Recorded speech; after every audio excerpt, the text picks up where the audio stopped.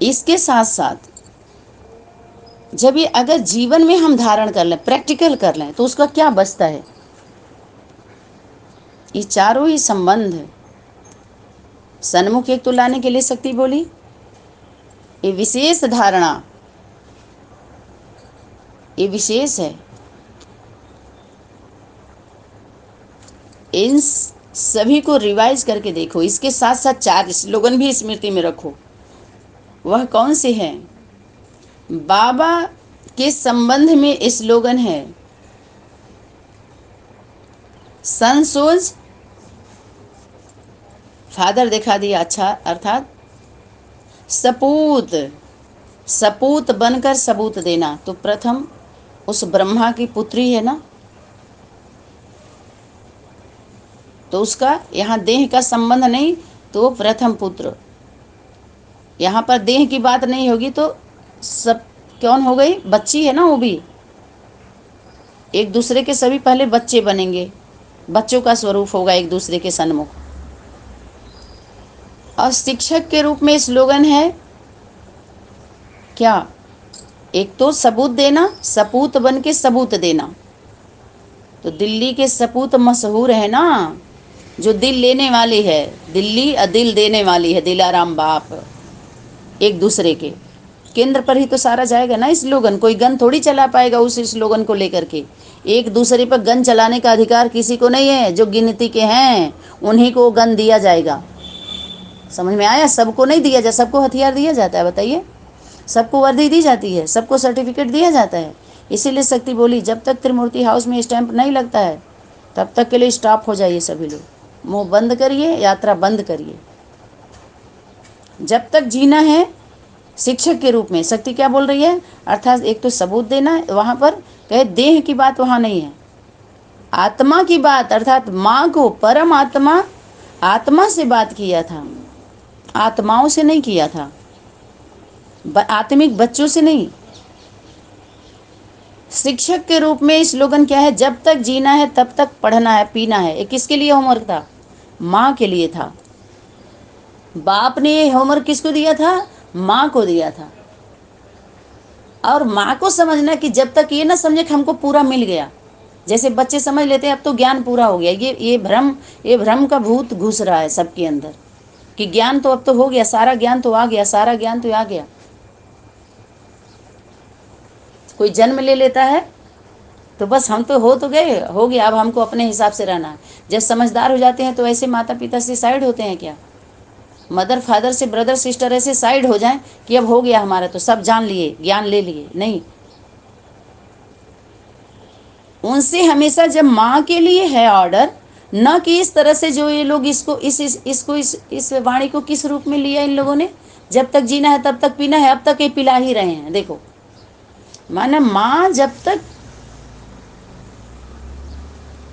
जीवित है, लास्ट घड़ी तक बाप से पढ़ते ही रहना उसको। कहते हैं ना, पूरी जिंदगी बीत जाती है, किससे क्या बोलना है। छोटा बच्चा जन्म लेता है तो माँ सब तो जल्दी सीख जाता है माँ बोलना, लेकिन और किससे हमें क्या कैसे व्यवहार करना चाहिए, क्या बोलना चाहिए, कैसे रहना चाहिए, ये सीखते सीखते ज़िंदगी बीत जाती है। पूरी ज़िंदगी हम सीखते ही रहते हैं हर कदम पे। तो लास्ट घड़ी तक माँ को बाप से पढ़ना ही पढ़ना है। यह लक्ष्य अगर मजबूत है तो फिर सर्व प्राप्तियाँ स्वतः ही होती हैं। तो वैसे ही बच्चों को भी माता पिता से सदा शिक्षा लेते ही रहना, क्योंकि अनुभवी हैं वो। शिक्षा लेते रहना, श्रीमत लेते रहना, विचार लेते रहना। जब तक राज्य चलता है तो कोई ना कोई गद्दी पर बैठता है कि नहीं बैठता है? आप बताइए। जब तक वो जीवित है तब तक लेते ही रहना है। जैसे गद्दी खाली नहीं रहती है, बाहरी दुनिया में राजनीतिक व्यवस्था में भी दूसरा राष्ट्रपति, पहला वाला जाएगा दूसरा आ जाएगा, पहला प्रधानमंत्री जाएगा दूसरा आ जाएगा, पहला अधिकारी जाएगा दूसरा, माने कोई ना कोई ये चलता रहता है। सीट वैसे ही रहेगी, वहीं रहेगी, लेकिन व्यक्ति चेंज होते रहते हैं।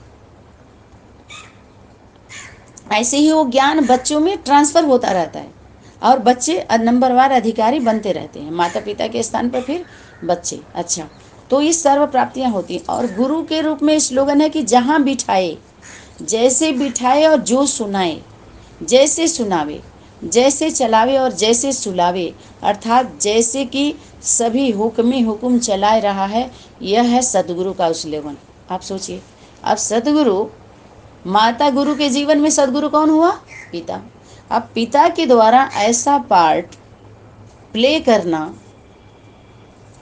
जो इतना स्लोगन का गन अभी तक सभी लोग चला रहे थे, चला रहे थे, हम लोगों के द्वारा भी बोला ही जा रहा था, लेकिन अभी जो प्रैक्टिकल स्वरूप, अगर इस पर प्रैक्टिकल पार्ट के लिए अगर बुलाया जाए तो कितने तैयार हैं? इस नॉलेज के दर्पण में अपने को देख लें कि हम कितना अर्पण हुए हैं, कितना अर्पण कर सकते हैं, क्या कर सकते हैं। अभी साजन के रूप में क्या स्लोगन है? तुम्ही से बैठूं। देखिए सदगुरु में क्या आया? जो खिलाए, जहाँ बिठाए, जो सुनाए। अभी वो पाठ यज्ञ माता के ही द्वारा वो पूरा पार्ट प्ले नहीं हुआ है, तभी तो सारी सेवाएं रुकी हुई हैं कि जहाँ बिठाए, जैसे बिठाए, जो सुनाए और जैसे सुनावे, जैसे चलावे। ये पार्ट अभी नहीं हुआ है प्रैक्टिकल इतना, अर्थात हुक्म ही हुक्म चला रहे, नहीं हुआ है। सदगुरु का ये स्लोगन था। अभी साजन के रूप में क्या स्लोगन है कि तुम्ही से बैठूं, तुम्ही से खाऊं और तुम्ही से श्वासों श्वास रहूं। अब बताइए, यह है साजन के रूप का स्लोगन। अब बताइए, जो वाणी होमवर्क मिला हुआ है, ये वर्क होम में ही रह के किया जा सकता है ना, कि होम से बाहर जाके वर्क करेंगे? ये सब होम के अंदर का वर्क है, कुछ बेडरूम के अंदर का वर्क है, कुछ रसोई के अंदर का वर्क है, कुछ उसी में सारा आ जाएगा सभी वर्क। यह सभी बातें अपने सामने लाकर अपने पुरुषार्थ को चेक करो, इन सभी को रिवाइज करना। अब बताइए, कुछ ऑफिस का होमवर्क है, कुछ परिवार के बीच, बच्चों के बीच का होमवर्क है, ये सारे अभी रुके हुए हैं ना। यह भी चेक करना है कि बहुत समय से और एक रस अर्थात लगातार क्या चारों ही संबंध निभाते रहे हैं या बीच बीच में कट हुआ है। देखो, ये चारों संबंध लगातार, बीच बीच में बहुत कट हुआ है, अभी कट हो रहा है, तभी तो काटे जा रहे हैं सभी लोग। अगर बीच में कुछ मार्जिन रही है तो बार बार कटी हुई चीज़ कमज़ोर होती है। देखो, ये भी आ गया ना। सोचिए अभी कहाँ हैं इस ए नॉलेज के दर्पण में तो सभी। अब पिता कौन है? माँ के लिए दर्पण है, उस दर्पण में देख करके मेकअप करना है ना। बाप तो कर ही रहा है, जब बच्चे रहेंगे तो कर ही रहा है, कर दे रहा है, तभी तो इतना आ रहा है अपने पास। इसलिए अपने जीवन को इन चारों ही बातों के आधार पर रिवाइज करके देखो। इस चेकिंग को करके अपने आप को परख सकेंगे। समझ, इसको कहते हैं नॉलेज का दर्पण। आज जब बाप दर्पण का स्वरूप, फिर माता पिता जब कंबाइंड होते हैं, ये होगा नॉलेज का दर्पण। ठीक है, हम लोगों के बीच में जो नॉलेज आ रहा है, संपूर्ण नॉलेज आ रहा है। चलिए, जब तो ये हो गया नॉलेज का, फिर जब बाप है तो वो संपूर्ण नॉलेज का दर्पण माँ के सामने। जब दोनों कंबाइंड होते हैं, सम हो जाते हैं, तो पूरी दुनिया के लिए वो दर्पण बन जाते हैं। तब सभी को चेक कर सकते हैं। वो चेकिंग भी, वो अथॉरिटी शक्ति, वो शक्ति जागृत हो जाती है उनके अंदर। समझ में आया? उसके बाद वो शक्ति जागृत हो जाती है, उसके पहले नहीं जागृत हुई थी। जब तक इतना उनके जीवन में इतना कुछ होता नहीं ना, शक्ति जागृत नहीं होती। वो विस्मृति में थी, विस्मृति में थे। तभी वो शक्ति, क्या बोले, अपने आप को तभी आप परख सकते हैं, अपने खुद को और आपको एक दूसरे में। अपने माने खुद, आप माने सामने वाला, तो एक दूसरे को परख सकते हैं। परखने की शक्ति कौन देता है? बाप दादा। माँ को कौन दिया? बाप दिया। बाप को कौन दिया? बाप दादा। दोनों को फिर बाप दादा सहयोग करते हैं। जितना ईमानदार ब्रह्मा माँ रहेगी तो ब्रह्मा बाप का ब्लेसिंग बाप के द्वारा ही मिलेगा। ये नहीं है कि डायरेक्ट होता है, इनडायरेक्ट है। सूर्यवंशी में, राजाई फैमिली में, या स्वयं महाराजी, राजा महारानी बनने वाले शक्ति, क्या बोले, सूर्यवंशी है या चंद्रवंशी है? शक्ति टोंट मार रही है। अब चंद्रवंशी तो यज्ञ माता हो गई, सूर्यवंशी यज्ञ पिता हो गया। तो शक्ति बोले सूर्यवंशी में, राजाई फैमिली में, या स्वयं महाराजा के साथ महारानी बनने वाले हैं। तो महाराजा के साथ महारानी, और बाकी सब कौन है? राजा रानी, महाशब्द नहीं, नीचे आ जाइए। राजेश्वर राजेश्वरी,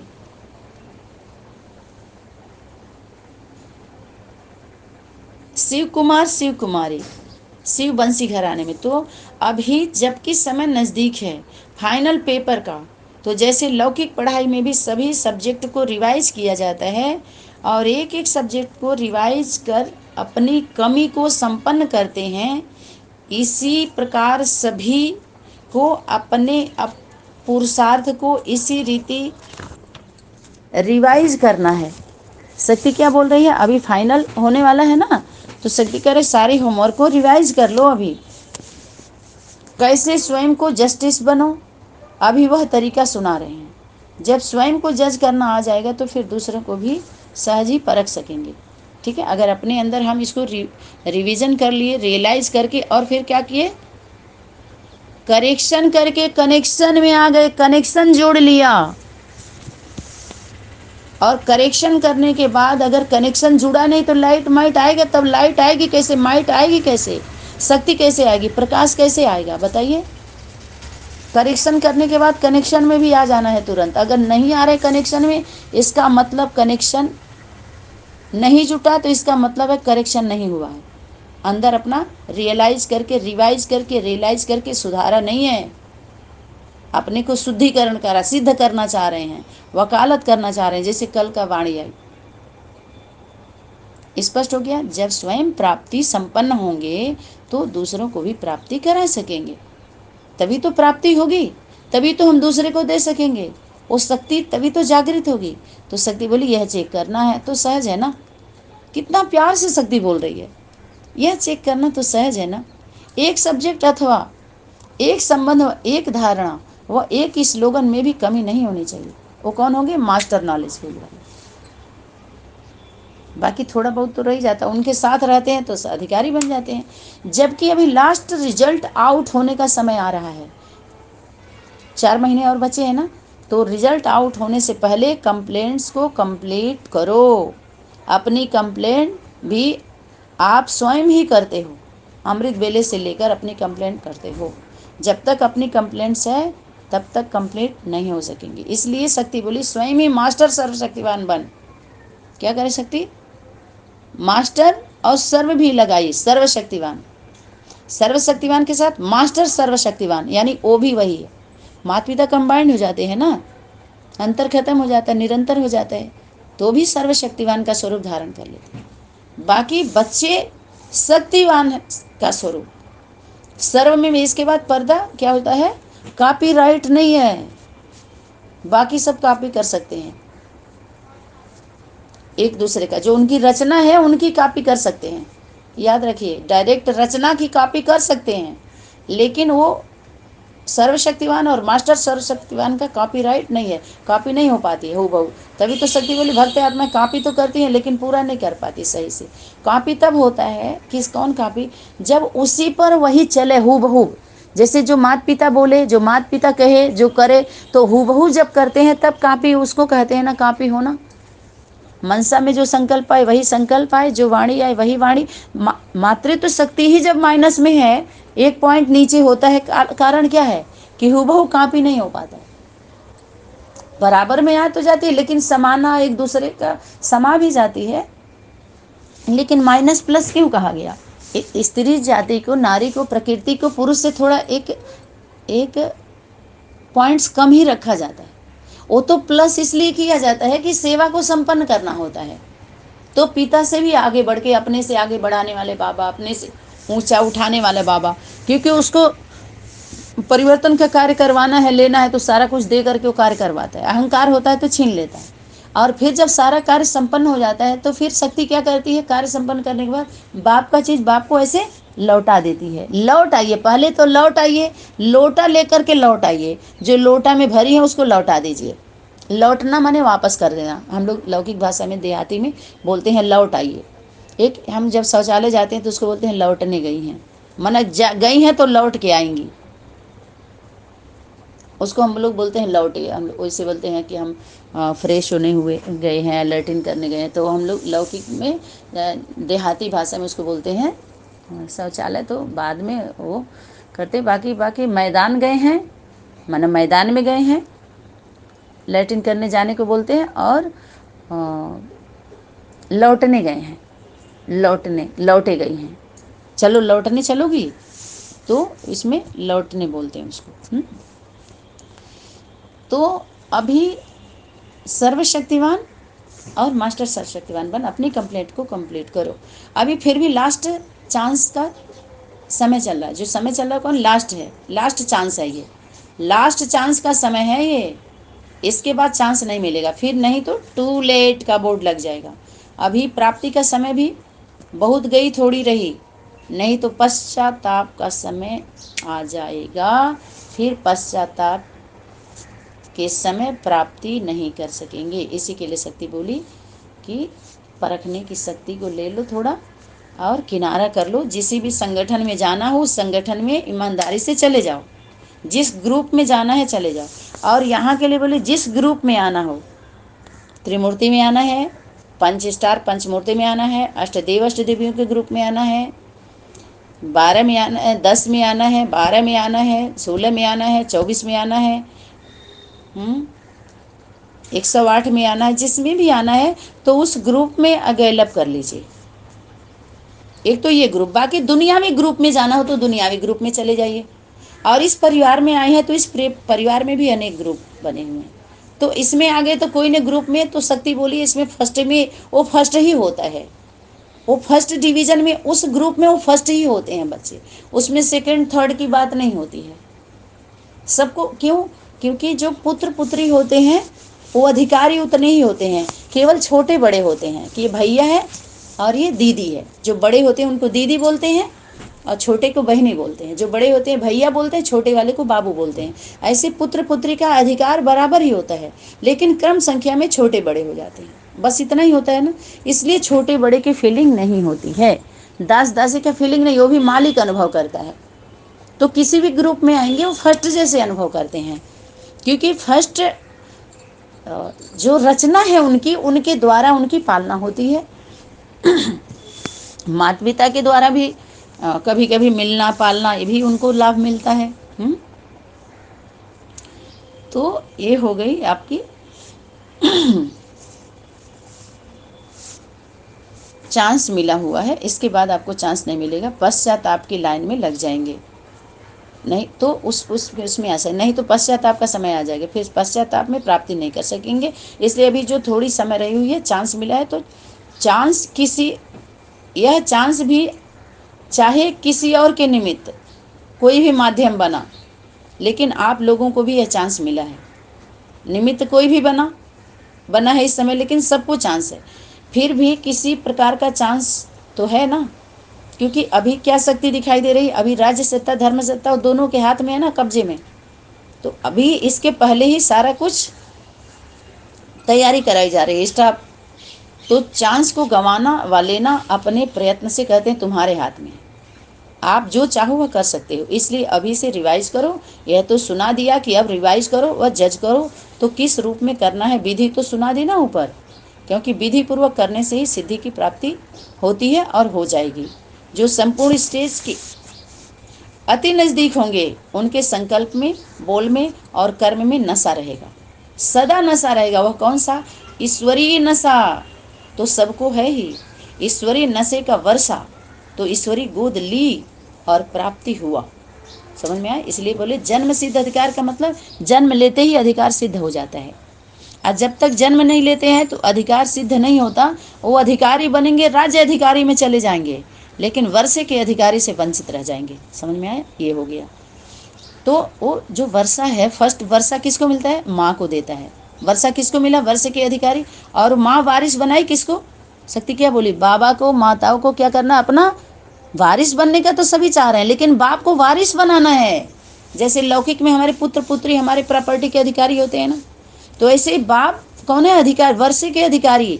जब वर्षा बनाएंगे तभी तो वारिस बनेंगे, जब वारिस बनाएंगे तब सब वर्षे के अधिकारी बनेंगे। तो वारिस बनाना भी होता है और बनना भी होता है, मना सरेंडर होना होता है एक दो के आगे। जैसे बाप पहले सरेंडर होता है, माँ के आगे पहले बाप ही सरेंडर हुआ, माँ बाद में होती है। तो ईश्वरी नशे का वर्षा तो ईश्वरी गोद ली और प्राप्ति हुआ। क्या बोल रही है शक्ति? ईश्वरी नशा तो सबको है ही, ईश्वरी नशे का वर्षा तो ईश्वरी गोद ली और प्राप्ति हुआ, वो तो है ही, लेकिन वह विशेष क्या नशा रहेगा? जो ईश्वरी माता पिता का स्वरूप में क्या उनको अलग से नशा? उनके संकल्प में, बोल में नशे की कौन सी बात होगी? नशा यह होगा कि जो कुछ भी कर रहा हूँ उसमें संपूर्ण सफलता हुई पड़ी है, होनी ही है, वह होगी ऐसा नहीं, हुई पड़ी है, हो चुकी है, हुई ही पड़ी है। संकल्प में भी यह नशा होगा कि मेरे संकल्प की सिद्धि हुई पड़ी है। पवित्र संकल्प होता है तो सिद्ध न हो ऐसा हो ही नहीं सकता। कर्म में भी अगर निर्मल मन, निर्छल से छल न हो, अगर जो भी हम कर्म करते हैं पूरी दुनिया में श्रेष्ठ कर्मों से बिखेरे हैं, तो वो अपने पास लौट करके आता ही है। वो बच्चे भी आएंगे जो छूट गए हैं, टूट गए हैं, रूठ गए हैं। जो रूठ गए हैं वो वापस आ जाएंगे, टूट जाएंगे, एक दूसरे से जुड़ के आएंगे, आना ही है उनको। जो सच्चे हैं, सच्चे से सोना। कर्म में भी यह नशा होगा कि मेरे हर कर्म के पीछे सफलता मेरी परछाई की तरह है, मेरे बोल की सिद्धि हुई ही पड़ी है। बाप के जो भी कर्म है ये सब बाप की शक्ति है, बाप के गुण हैं, और हम सभी सेवाधारी सहयोगी हैं। सफलता मेरे पीछे पीछे आने वाली है। सफलता मुझसे अलग नहीं है। जो सफलता मूर्त आत्माएं हैं उनसे सफलता अलग नहीं है, समाई हुई है। ऐसे नशा जैसे बीज में क्या होता है? सार होता है। विस्तार का सार बीज में ही होता है। तो माँ के द्वारा जो विस्तार आ रहा है वो सार किस में है? पिता में है। माना उसके पास बाप के साथ है तो सार पिता के स्वरूप में। नशा, ऐसा नशा हर संकल्प में, बोल में और कर्म में जब होता है तब समझो मति समीप है ना ऐसा नशा। तो जो होना चाहिए ला, तो ऐसे ला और लव। शक्ति क्या बोली? होना तो चाहिए ला, तो ऐसे कहता है।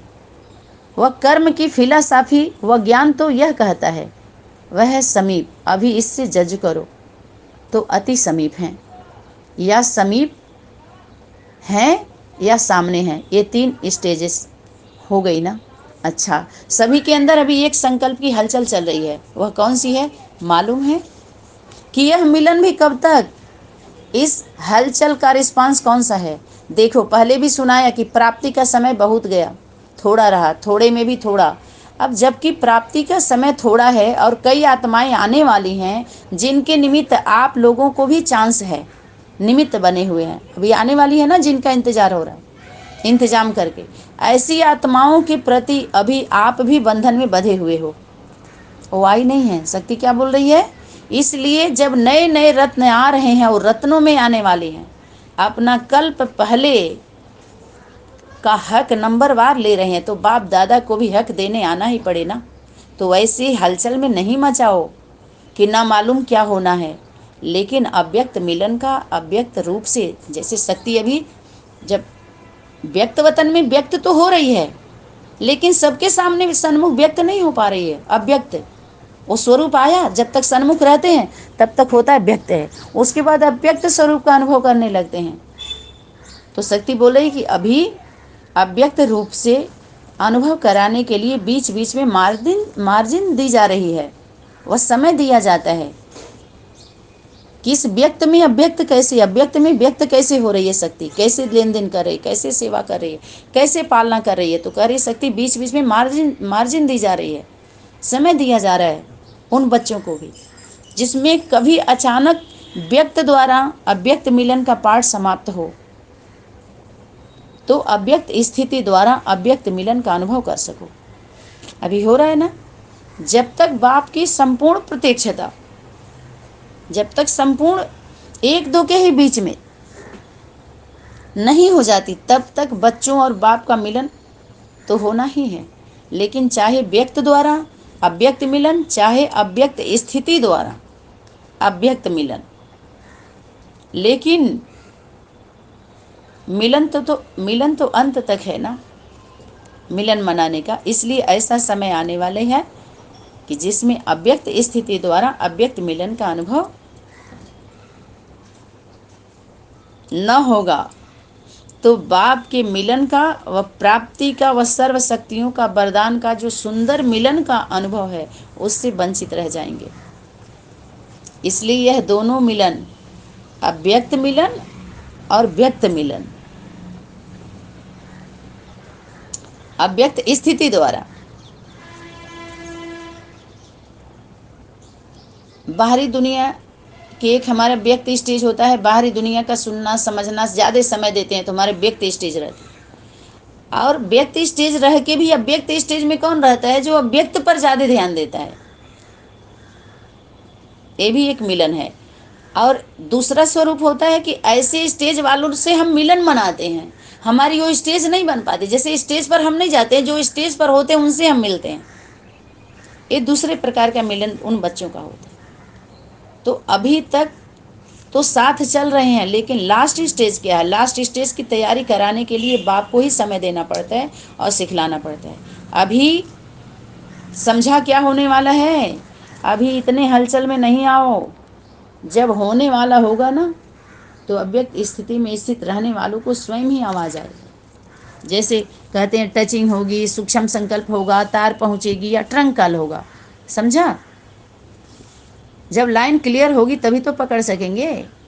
अब कोई फ़ोन कर रहा है, उस समय दूसरे फ़ोन पर आप बिजी हैं तो मिलता है। ऐसे ही जब दूसरे में हम बिजी रहते हैं, लाइन क्लियर नहीं होती है तो क्या करते हैं? दोष किसको देंगे? अपना नहीं देंगे कि हम बिजी रहे होंगे, कॉल नहीं आया होगा, देख नहीं पाए होंगे, जो भी है। उसमें तो प्रूफ हो जाता है साइंस में कि चलो मिस कॉल शो कर रहा है, वीडियो कॉल शो कर रहा है, मैसेज शो कर रहा है, डिलीट हुआ वो भी शो कर रहा है, तो विश्वास कर जाते। इसमें क्या शो करेगा?